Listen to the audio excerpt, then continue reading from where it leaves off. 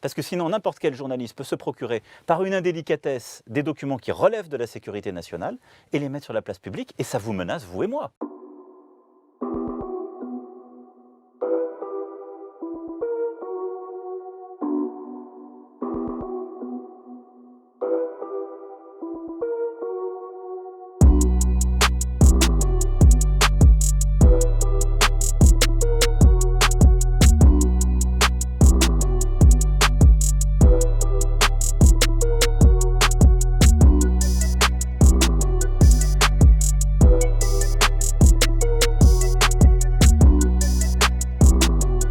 Et sur cette Ensuite, convocation, pour les DGSI, il y a deux affaires particulières.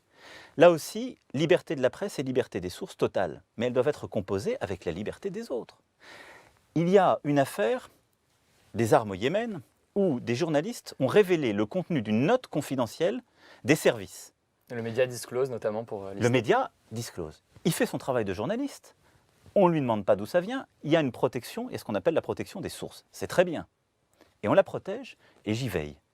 Mais à côté de ça, il y a une sécurité nationale qui crée des obligations de réserve.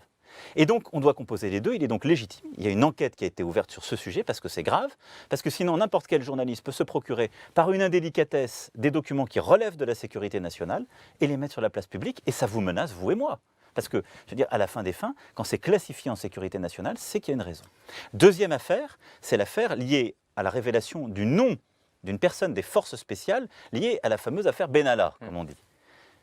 Dans le cas présent, ça n'est pas l'État qui a porté plainte.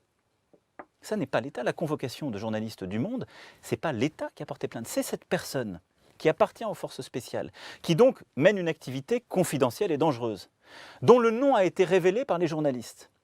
Et donc, lui, en tant que citoyen, il a porté plainte en disant « on met mon nom en danger en disant ça ». Et il est normal que la justice, et donc c'est le procureur qui a demandé au service que soient auditionnés ces journalistes, pour cette personne. Je ne peux pas considérer, en tant que garant de là où je suis, ce n'est pas une décision que j'ai prise, le gouvernement n'y est pour rien. Très bien. Mais il faut protéger toutes les libertés, la liberté de la presse, mais la liberté des individus aussi.